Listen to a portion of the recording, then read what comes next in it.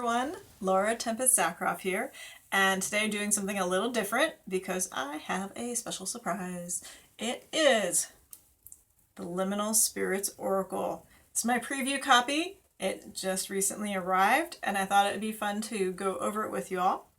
So as a preview copy, that means that more are coming. They'll be in stock soon, hopefully some point in the next month. In the meantime, you can order directly from me if you want a signed copy at lauratempestzakroff.com. You can also get it from the publisher at Llewellyn Worldwide, right? Llewellyn.com. And another great option is to shop local. Your local metaphysical, witchy, occult shop right now probably isn't physically open, but I bet they're doing online orders and they would also appreciate your business. So with that said, let's get into this. So I created all the art for this. I wrote a little book, which is all included in here. So it's really nice little box. Right? It's not huge, it's not too small. It's just right.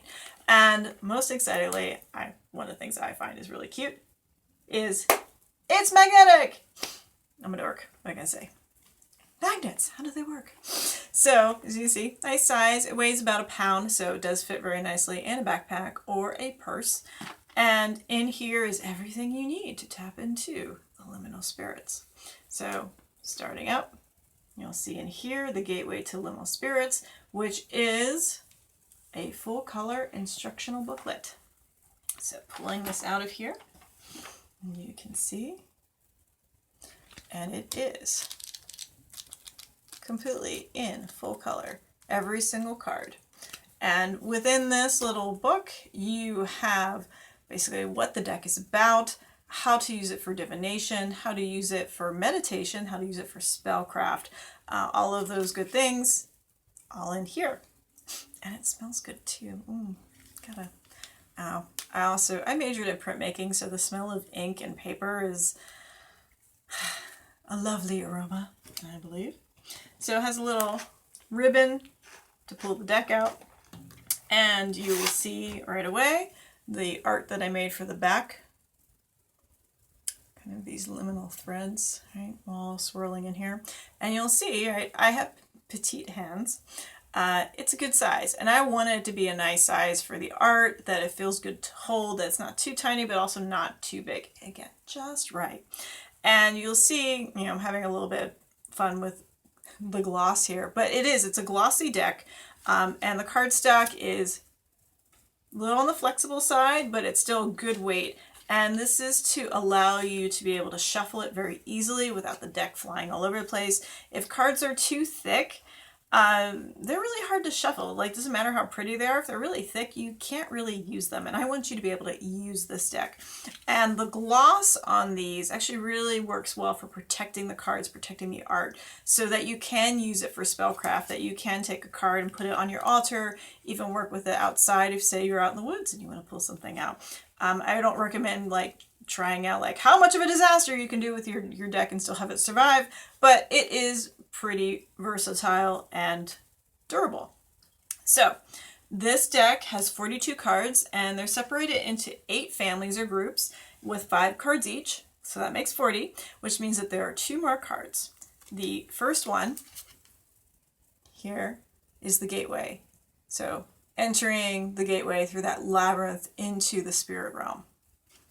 The first group, so we'll get to that other card, right, number 42 at the end. The first group is the right group, and that is the concept I introduce in my book, Weave the Liminal. And this is especially good for path working, to see what you need to be working on right now in your path, what you should be focusing on. And of course, that is roots, inspiration, star, that went out of order. We can spell right. It's all right, move the deck around. Environment and time. So a little out of order there, but It's a deck. They get shuffled, all right? The next group is about the spirit of place, the genus Loci. And these are meant to represent just a small sampling of place. All of these things, like if I was going to cover all of the spirits I really wanted to cover, you wouldn't be able to shuffle this deck. This is meant to be an introduction to a tool to help you engage, and you can use these as a stepping stone to other places, spirits, other kinds of workings in here. So we have desert, we have forest, ocean, burial ground, and cave. Next section here, we are going into trees. So you have ash, which is said to be the world tree, the walnut tree of Benevento perhaps, cedar, very fragrant, very important in these times, the mighty oak, and birch. The next group goes into herbs. We have belladonna. This is one of my favorite cards in the deck. Mugwort, aconite or monk's hood, mandrake. Isn't he cute? Oh my god, he's so cute. And rue. Okay, so herbs commonly used in witchcraft, associated with witchcraft. The next group is slither, swim, and scale. So we have the salamander, fish, toad, snake. Snake's more fun. And the snail.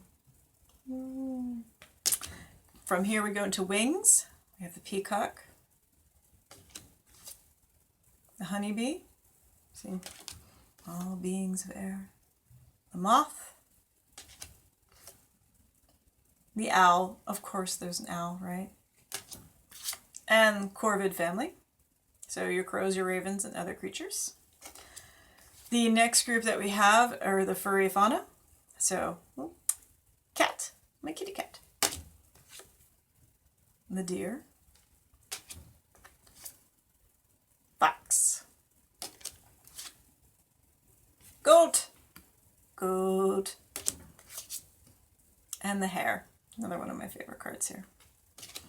And the next and last family group is artifact, and this refers to these natural resources that we use to make into tools, because not only do they have an essence of their own, but when we work with them, to sculpt them, to craft them into things, we are creating something new out of that. And then as they're used, particularly in a ritual means, they take on another persona, another essence as well.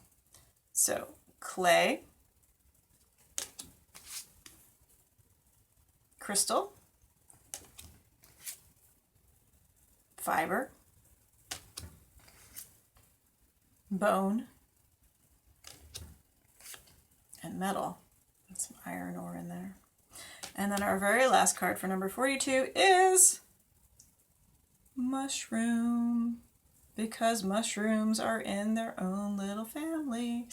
So with these, you'll see that there are words, basically just what the spirit is, written on the card, and it is at a kind of reduced opacity, so it's not jumping out of you as the first thing.